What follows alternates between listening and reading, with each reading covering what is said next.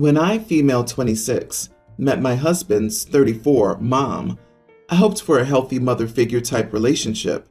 She's okay-ish, but she can be a little controlling.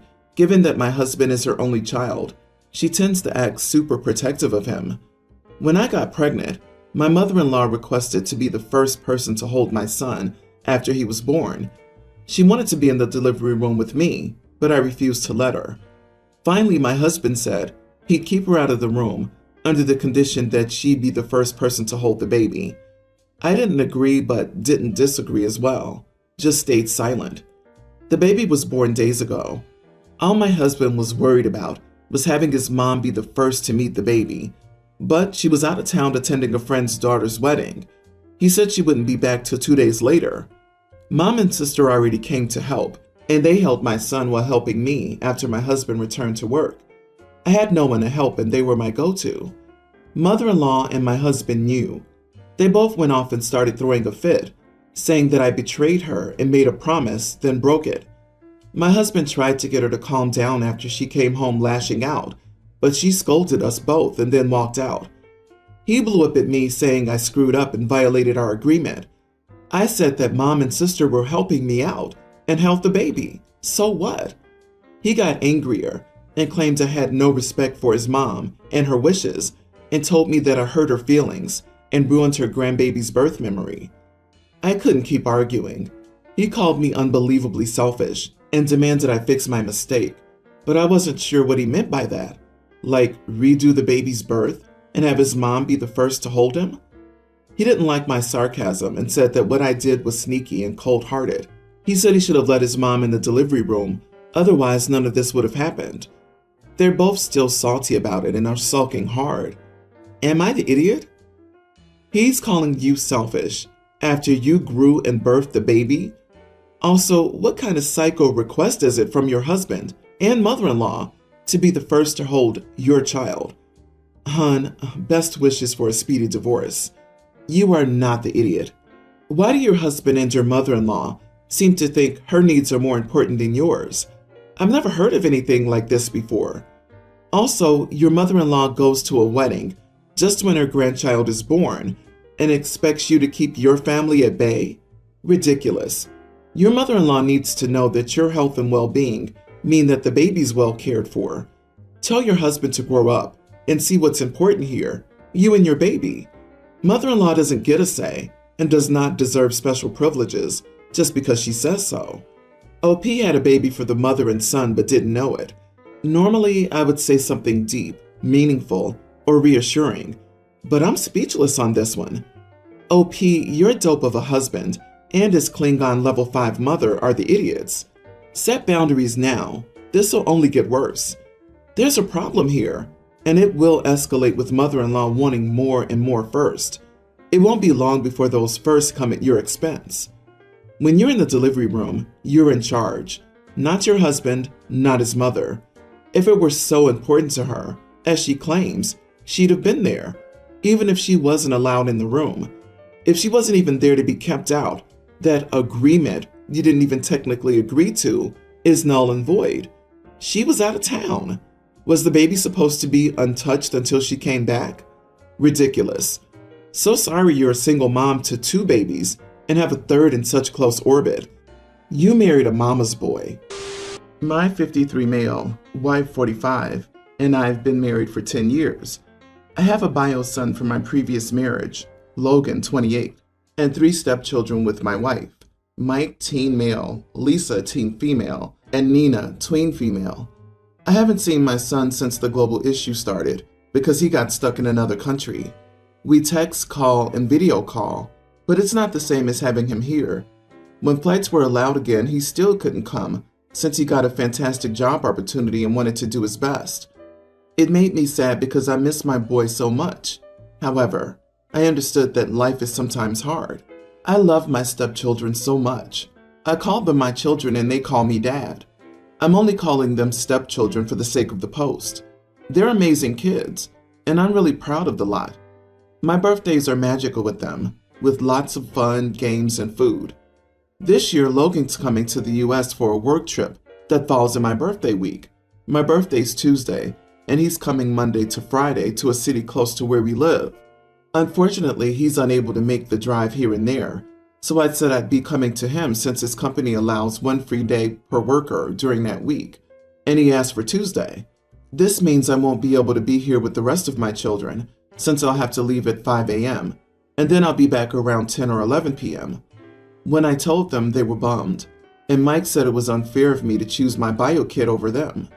But as I see it, I have to choose either way. My kids go to school in the morning, so we would celebrate between 2 and 3 p.m., but unfortunately, I can't take them with me, and Logan can't come here, so it's just a day in all these years. I've been unable to see him, and we can still do something together during the weekend. I apologized but said that my decision was my final decision, and that night my wife said I was an idiot, and that I was no better than those step-parents who cast their stepchildren aside for the bio kids. She said she knows I've always loved Logan more, which is not true. She tells me going will damage my relationship with my stepkids forever. Not the idiot. She says you're one of those step-parents who cast the stepkids aside? No, she's one of those parents. He's her stepson, just as they are your stepchildren. The fact she doesn't want you to go see him sounds like she's trying to make sure her kids are more important, rather than equally important. Don't let her stop you from seeing your boy. And I guarantee you, if you've raised those kids right, they'll understand when you explain it. Yeah, OP, your wife is unreasonable.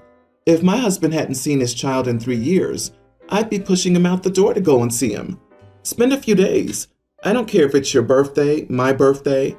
Go enjoy your time with him. I imagine your son would prefer to spend one-on-one time with you. I'm sure a lot has happened he wants to talk to you about without the teens around.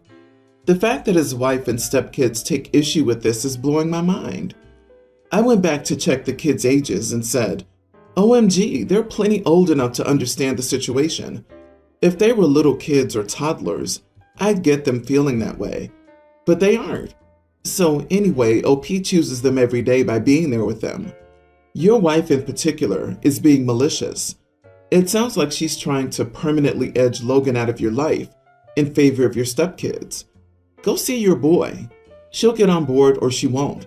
But isn't your son worth a day trip to see after 3 years? And if she gives you grief, get her to go to marriage counseling. She really needs to get over her insecurities and controlling attitude. Disagree. You are the idiot. You're treating those kids as not your children and they know it. Your son is an adult who's unable to drive here and there. Stop bending over backward for your bio son and recognize that your stepkids want to be present in your life and your birthday celebration. My nephew is a rainbow baby. My sister had a lot of trouble conceiving, and it was kind of a miracle. She was 42 when she finally managed to give birth. She was on bed rest for the last 3 months of her pregnancy. My nephew is now a young child, and while I love him, he's a monster. He throws tantrums when things don't go his way. He screams if he loses playing a game. He refuses to understand why he can't ride my 7-year-old Saint Bernard, and he thinks any food is his. My husband is diabetic, and he loves cookies. I found a bakery that makes amazing sugar-free cookies, but they're expensive. So I budget for them because my husband deserves his treats when he gets home from work. My sister was visiting, and my nephew ran around like a squirrel. He tripped and started crying, so my sister picked him up. He saw the cookie container on the counter and started asking for some. I said no, that they were special cookies for his uncle. I offered him a regular cookie or some fruit, but he got all upset that he was being denied. My sister asked if he could please have a cookie. I relented and gave him one. He took a bite, said it was yucky, and threw it on the ground. I was a little upset. A little while later, he came back and asked for another cookie. I said no. My sister said to just give him one. I told her no. He wasted the last one. He started screaming that he wanted a cookie. I stood my ground and he eventually went away. The next time he came, he didn't ask. He just went for the container. I grabbed the spray bottle I used to keep the cat off the counter. I gave him a couple of squirts and said, no. He got startled and ran away. My sister said her son isn't an animal to be reprimanded with water. The next time he entered the kitchen, I put my hand on the spray bottle. He didn't even look at the counter, and he went away.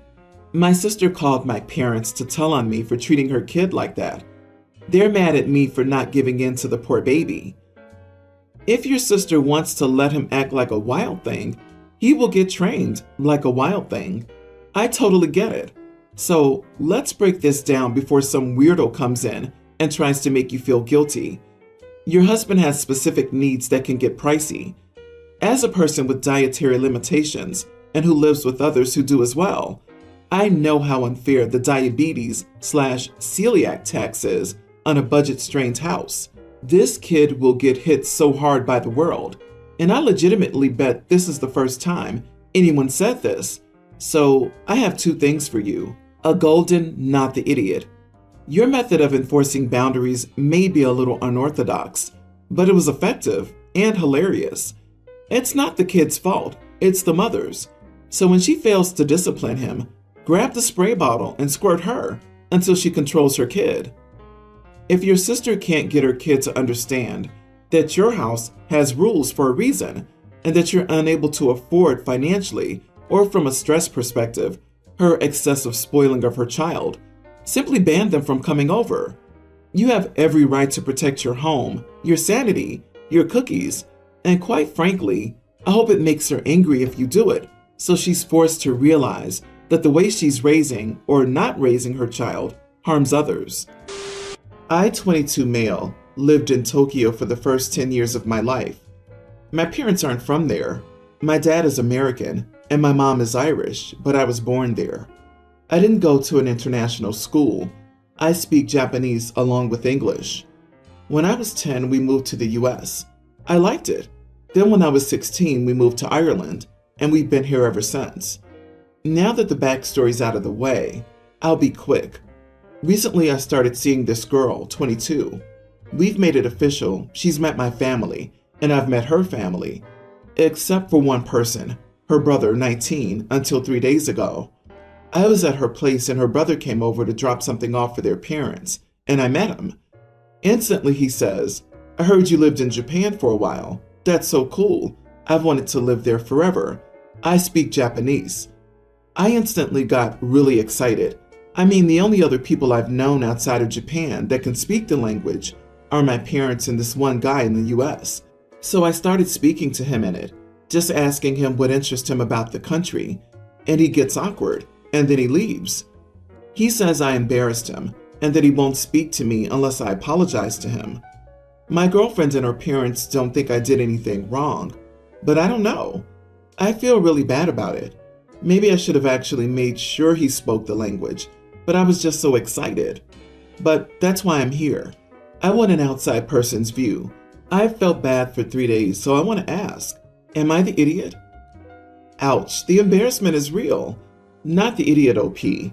Sorry you have to apologize to him for something he did? Have you thought of apologizing in Japanese? I don't mean sorry, I mean a good 5-minute heartfelt apology. Indeed, the full proper Japanese public self-humiliation. The dude should appreciate that. After all, as it's part of the culture and he wants to live there, so he really should understand it, as if he moves there and makes a mistake at work, he'll be expected to do it. LOL, he embarrassed himself. He doesn't speak Japanese. He just watches anime. You shouldn't have to double check if he's telling the truth. He probably thinks you were testing him, and his ego got hurt. Since you actually care and don't want any animosity between you and her brother, you could offer an apology for getting too excited to speak Japanese to someone other than your family, even though it doesn't sound like you did. Then just remember he's a sensitive drama queen for future interactions. I, 22 male, was adopted when I was around 2 years old. Not that I can actually remember, but that's what my parents say. By my darling mama, 52, and my beloved papa, 52. They had 2 kids before me and one after me, but never treated me any differently. My parents are now divorced, but I still have a great relationship with them both. All I know from my past is a letter my bio dad wrote for me. He was 15 at the time I was born, and in the letter, he said that it hurt him to give me up, and he promised to find me. I was handed this letter when I turned 12, and because of my parents' love and care, I never felt like looking for my bio parents. In May of this year, my papa called me. I don't live with any of my parents anymore, saying that my bio dad reached out to him to meet me. He claimed to be dying to meet me. Papa was requesting my permission to let him know my address or set up a meeting at a cafe or something. I didn't accede at first, but my papa encouraged me to do it, so I did. To my surprise, he was waiting for me with a woman who claimed to be my bio mom. They hugged and kissed me and we sat down to talk. They explained the circumstances that made them give me up. Basically, they were kids without their parents' support. They told me a little bit about their lives now. So basically, they're not together. They remarried. My bio dad married a man, and they have 2 daughters together. My bio mom married her husband and had a boy. So we talked about our lives the whole afternoon. They seemed to be nice people in their late 30s, and not the monsters I thought they were. Anyway, I thought that'd be the first and last time we saw each other. I was taking it as closure. Like 2 weeks later, my bio dad sent me a text saying that he couldn't sleep since he met me and was desperate to meet me again and introduce me to my family, his husband and kids. Still, I let him know it was closure to me and not the opening of a new relationship, since I already have my family and he has his family. He seemed sad but accepted my wish for a while. My bio mom did something similar too, expressing her wish that I'd meet her husband and son. They stopped trying to meet again for a while, but started again in August. They started sending me texts about how much they loved me and wanted to meet again, and they also started sending gifts to my papa's house. They don't know where I live. My dad encourages me to give them a chance and meet their families, but I know my mom isn't comfortable with that idea, and I don't want her to feel betrayed by me. I decided I had enough, so I sent them a text requesting them to stop making things up and just give up on me because I already have 2 parents, and they should return to their loved and wanted families, and I just blocked them. My dad and friends say that I was too rude and I should apologize, but my mom thinks it was okay since they chose to disrespect my boundaries. Am I the idiot here? Not the idiot. I don't think they're bad people for giving you up, especially since they admitted that they couldn't have given you a good life. However, that doesn't mean that you owe them anything either. If you don't want a relationship with them, that's your right. They aren't entitled to you just because they made you. With that being said, you told them each how you felt nicely once, so you were within your right to be more aggressive about it the second time. Agree. This isn't something that can be forced on you. It seems that they've romanticized the idea of you for 22 years. Hopefully, they will stop harassing you now and get therapy to deal with the loss that they're both grieving.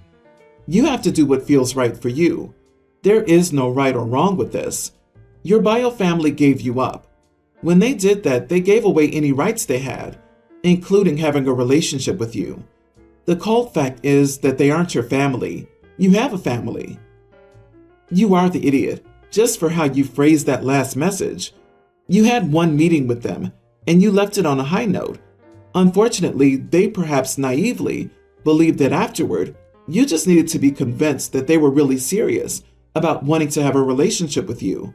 You could have just reiterated that while you understand their feelings, you're really not looking for a relationship. Instead of seemingly resentful, go back to the family and people who actually love you. It's so cold.